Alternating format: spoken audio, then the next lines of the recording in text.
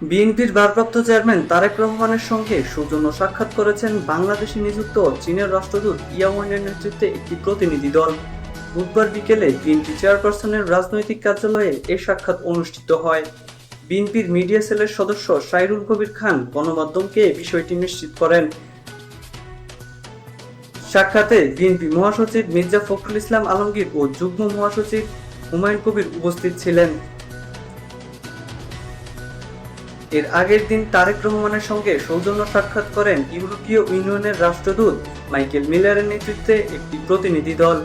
ওই বৈঠকে ত্রয়োদশ জাতীয় সংসদ নির্বাচন, ইইউর পর্যবেক্ষক দল পাঠানো সহ দুই পক্ষের স্বার্থ সংশ্লিষ্ট বিভিন্ন বিষয় নিয়ে আলোচনা হয়।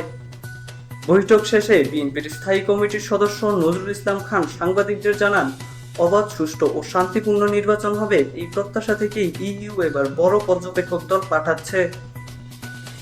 তিনি বলেন, ইইউ বাংলাদেশের একটি গুরুত্বপূর্ণ উন্নয়ন অংশীদার। নির্বাচন, বিএনপির ভূমিকা এবং নির্বাচন পরবর্তী উন্নয়ন ভাবনা নিয়েও আলোচনা হয়েছে। নজরুল ইসলাম খান আরও জানান, দ্রুত নির্বাচনের দাবি বিএনপির দীর্ঘদিনের। নির্ধারিত সময়েই শান্তিপূর্ণ ও সুষ্ঠু নির্বাচন হওয়া প্রয়োজন। এ বিষয়ে বিএনপির প্রতিশ্রুতি ভারপ্রাপ্ত চেয়ারম্যান পূর্ণ ব্যক্ত করেছেন। ইমরান হোসেন, বাংলা পোস্ট।